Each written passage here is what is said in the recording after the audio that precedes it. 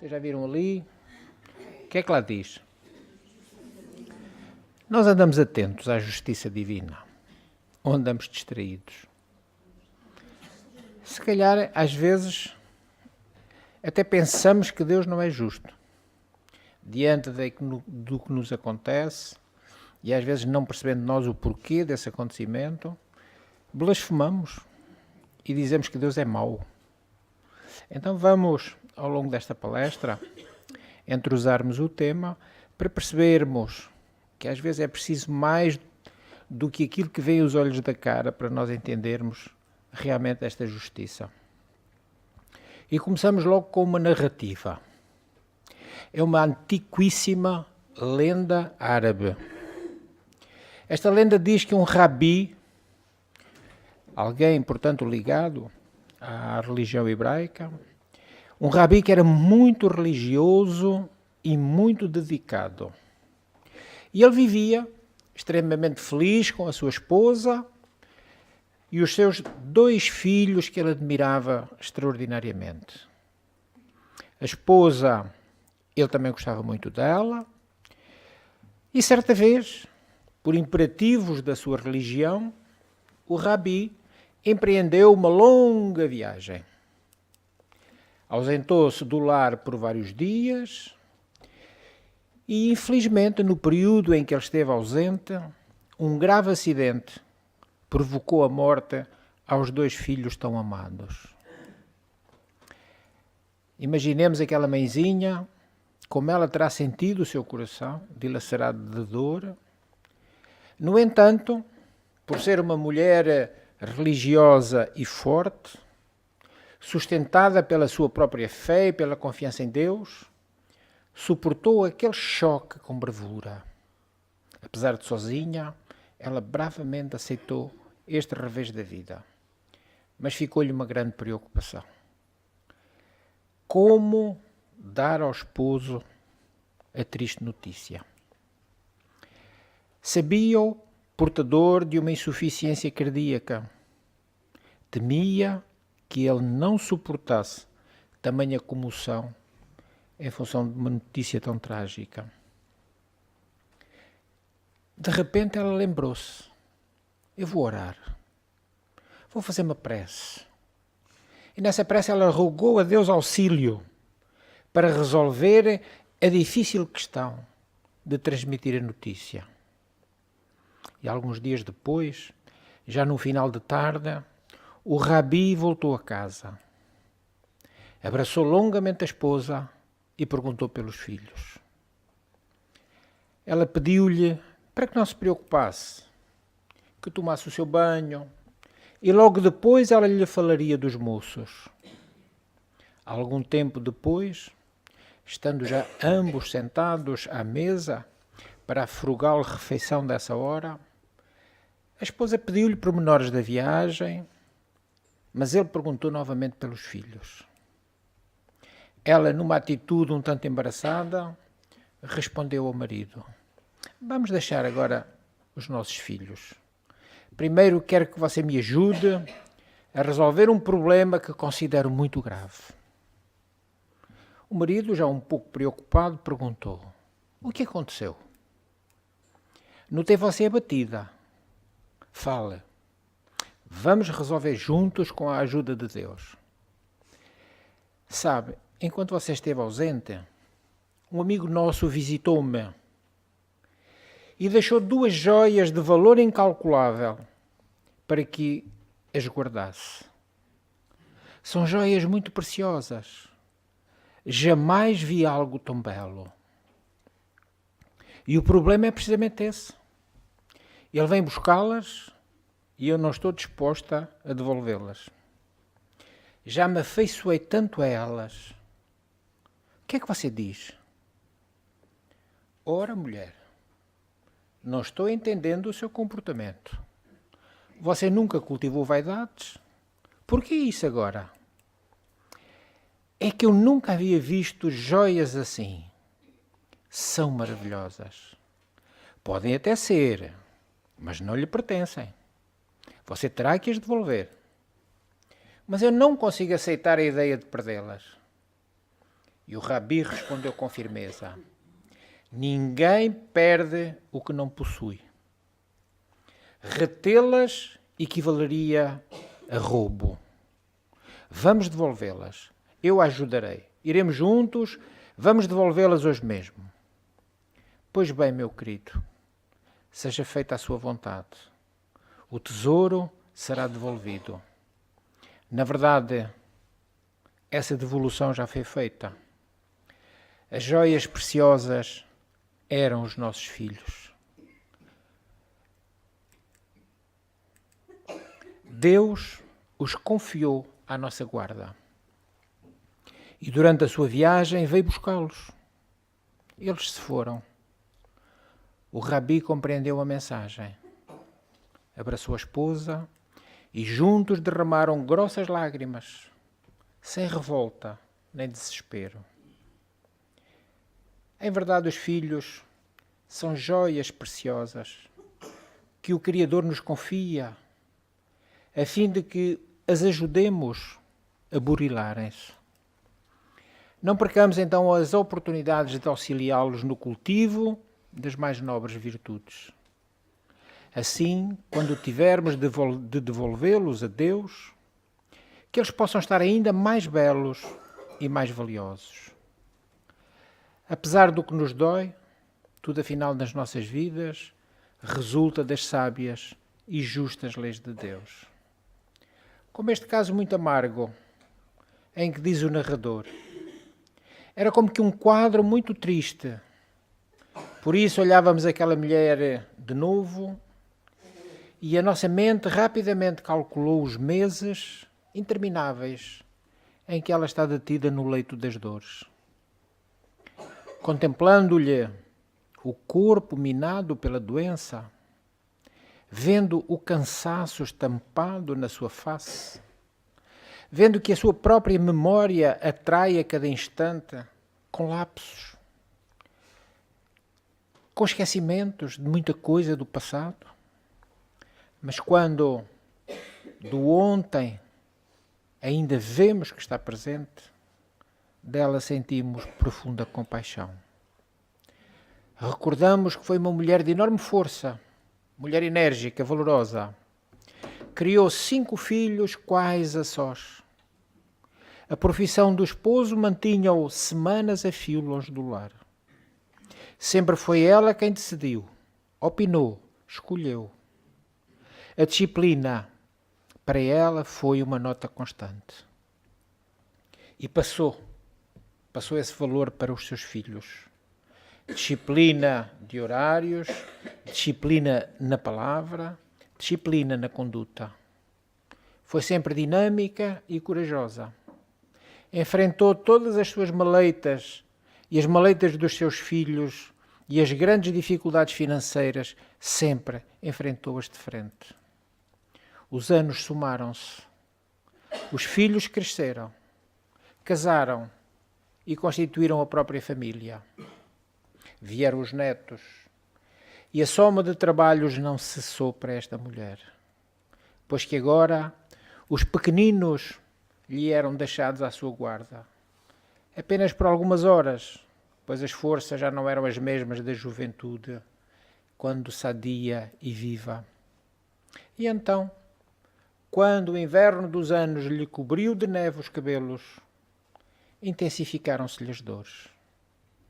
Morreram-lhe em curto espaço de tempo o esposo e 3 filhos, todos em circunstâncias trágicas. Enfraqueceram-lhe ainda mais as forças e o coração ferido deixou-se desfalecer. Aumentaram-lhe então as inquietudes. A doença instalou-se de vez. Agora a doença vigorosa. Olhando-a sobre a cama, quase desfalecida, recordamos-lhe os esforços para a preservação da vida dos filhos e para a sua educação. Lembrando-lhe os anos de atividade e labuta.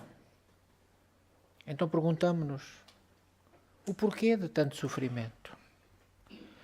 As pessoas dizem que é o ciclo natural da vida. Nascer, crescer, adoecer e morrer. Mas a pergunta não se cala em nós. Desejamos uma resposta mais convincente. Isto não nos convence. Afinal, dói-nos a alma observar a debilidade e a dependência daquela boa mulher, boa mãe, boa esposa e boa avó. Enquanto oramos por ela, soam-nos aos ouvidos as exortações do Evangelho de Jesus.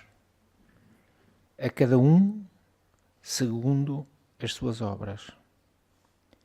É como se pudéssemos, no recesso do nosso próprio espírito, escutar a voz do sublime cantor galileu em plena natureza.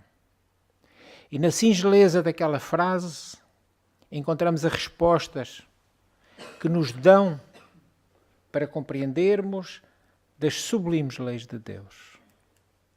Os nossos olhos precisam abarcar mais do que aquilo que eles veem.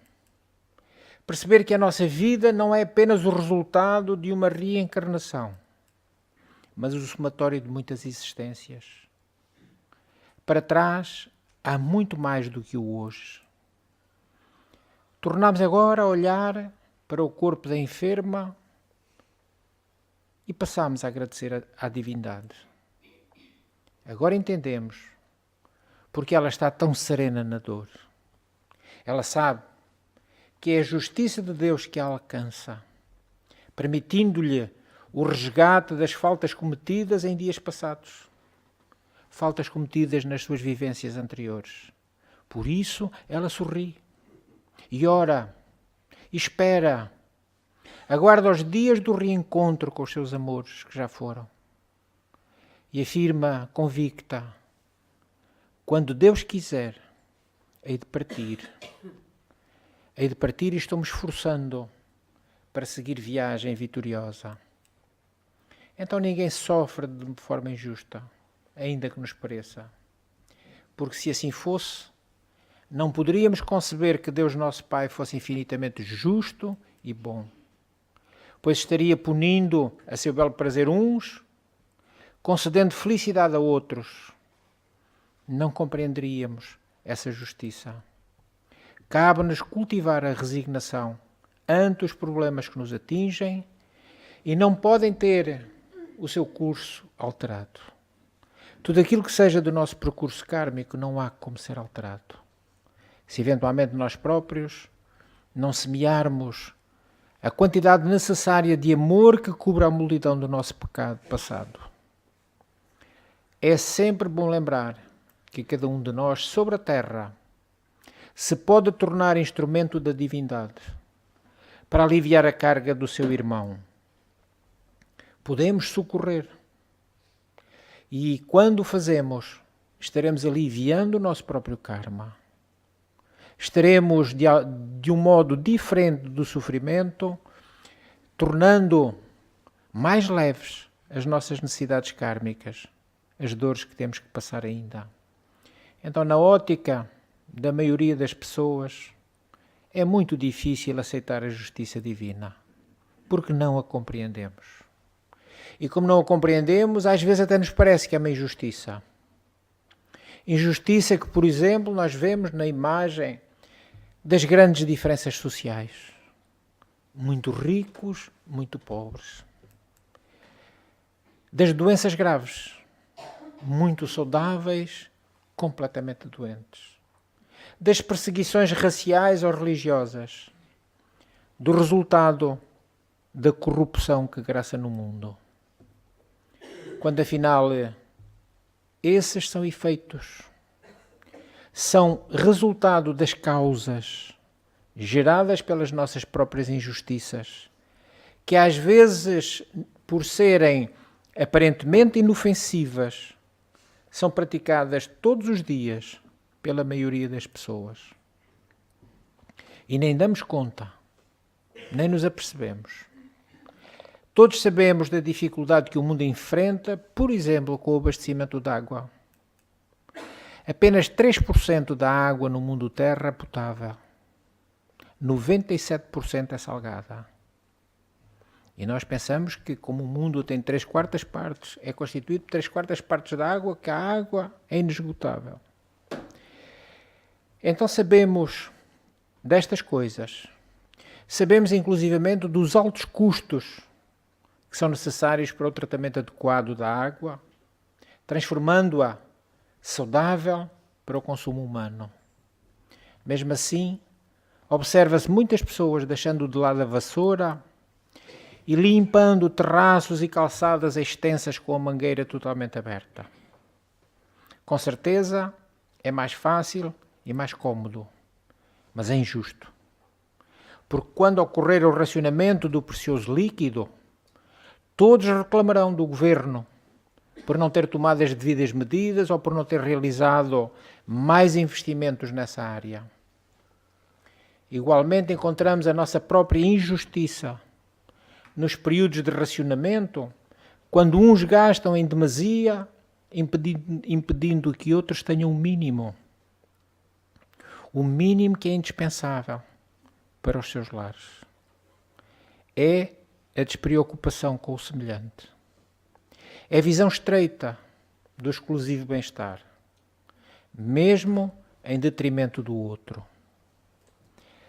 Quando as chuvas se tornam constantes, poucas cidades no mundo conseguem evitar enchentes e cheias que desabrigam milhares de pessoas e destroem centenas de lares. Destroem ruas, destroem prédios, destroem hospitais. Mas nem por isso as mesmas pessoas deixam de jogar lixo nas ruas, entupindo os esgotos e sarjetas, ou deitando lixo nos rios, comprometendo o seu livre curso. Então, injustiça é nós querermos melhores salários sem o devido cumprimento das obrigações que nos competem. Injustiça é aguardar que alguém com dificuldades financeiras tenha a sua situação extremamente agravada para só depois adquirir a preço reduzido o bem que ele coloca à venda. Jogar lixo na rua é injustiça. Desperdiçar água, energia elétrica, comida, quando tantos padecem privações, é injustiça. E não é de Deus, é injustiça da criatura humana. Estacionar em local proibido, aproveitando a ausência do guarda, passar no sinal vermelho, também é injustiça. E configura-se uma injustiça toda vez que se tenta enganar a lei, negando o pagamento dos impostos e desrespeitando os diversos regulamentos e códigos, como o civil, o código da estrada, o código comercial, o que quer que seja. Todos os que nos afirmamos cristãos e que falamos muito em amor ao próximo, falamos muito em caridade, amor a Deus, pensemos que tudo isso se consegue praticando a lei de justiça, que é a expressão da caridade e do amor. Lembremos que ninguém pode servir de forma coerente a Deus, contribuindo para a desgraça dos seus semelhantes. É impossível. Não são compatíveis as duas coisas. Se tivermos amor, caminharemos no mundo como alguém que transformou o próprio coração em chama divina, espantando as trevas que às vezes também elas, sombrias, atormentam tantos corações. Se tivermos amor, a justiça haverá de nos governar, governará os nossos gestos, e então nós saberemos cultivar o bem a cada instante para vencermos o mal a cada hora. Recordamos agora um veterano de guerra do Vietnã. Lá, na Ásia, este homem deixou as suas 2 pernas à conta da explosão de uma mina. Foi recebido no seu país como um herói. Mas verdadeiramente herói, ele demonstrou ser 20 anos depois do seu regresso. Isto porque o verdadeiro heroísmo está no coração. Era o ano de 1985 e ele trabalhava na sua garagem num dia quente de verão. De repente, A tranquilidade daquelas horas foi alterado pelos gritos de uma mulher. Bob verificou que os gritos vinham da casa vizinha e, com rapidez, moveu a sua cadeira de rodas naquela direção.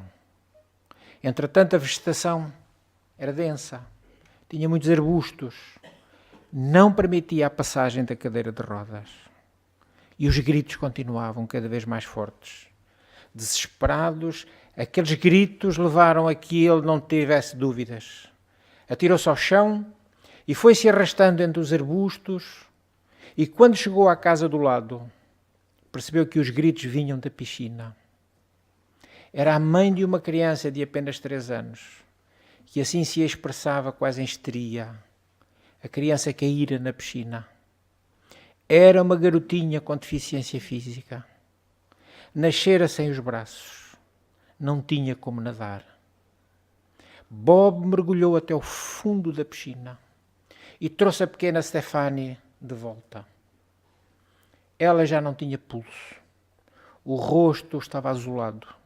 Não respirava.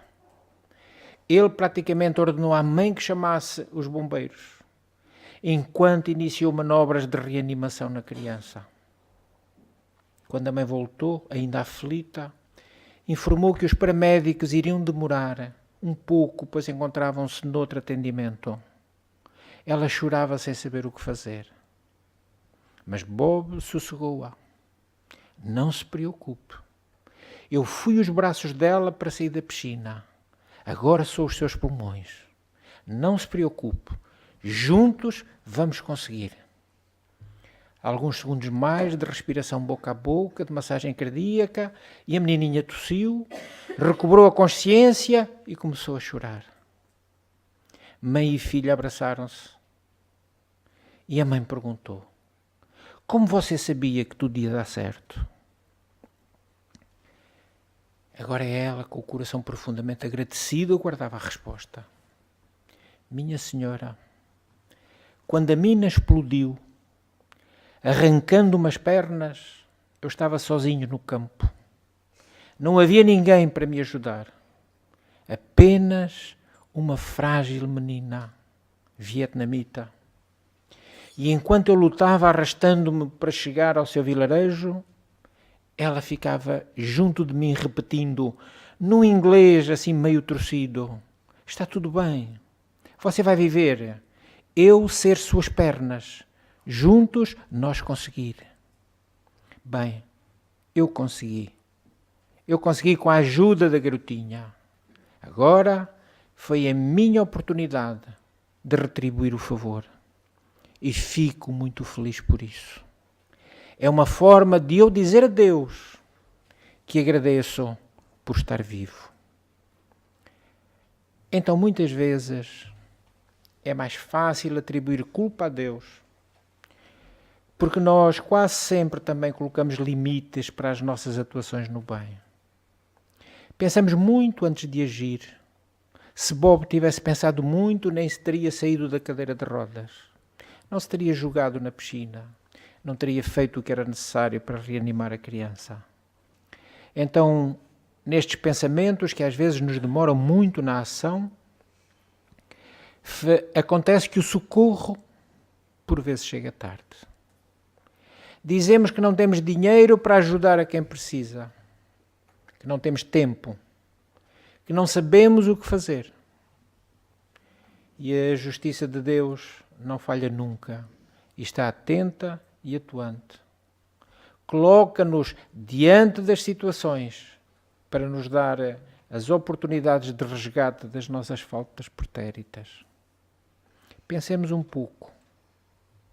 Quem realmente se importa com o outro e quer ajudar, age.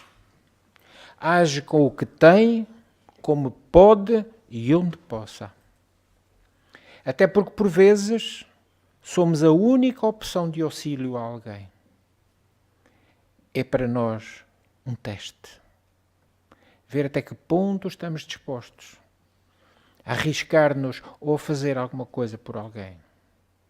Se somos justos, compreenderemos a grandeza de Deus e aceitaremos sem hesitar as suas leis divinas. sem nenhum tipo de hesitação. E um dia, quando deixarmos de olhar para o que nos falta e começarmos a ver o que temos, então descobriremos que há mais para agradecer do que para pedir. Já que a nós chega o que precisamos e merecemos. E esta é a grandeza e a plenitude da infinita justiça de Deus. 3 casos diferentes. 3 apreciações que, se não acreditarmos na justiça de Deus, teríamos que afirmar efetivamente que Ele é injusto. Mas se não acreditarmos que o nosso Criador, a energia, é a essência pura do amor. Quem ama não maltrata. Se Deus nos ama como suas criaturas, Deus não nos maltrata. Todo o maltrato que a própria vida nos traga é ensinamento. O que quer que seja. É para daí tirarmos algum aprendizado. E, sobretudo, muitas vezes vergarmos-nos de modo a perdermos o orgulho, deixarmos de ser egoístas. É por isso, muitas vezes, que o embate de dor vem até nós. São convites que, se os recebermos com serenidade, encontraremos a resignação para ultrapassar essas dificuldades. Mas se nos revoltarmos, a dor será muito mais intensa, muito mais demorada, e temos que voltar ao princípio do sofrimento. Então, de uma vez por todas, vamos esculpir nos nossos corações a grandeza de Deus e a sua infinita justiça. Que Ele nos abençoe.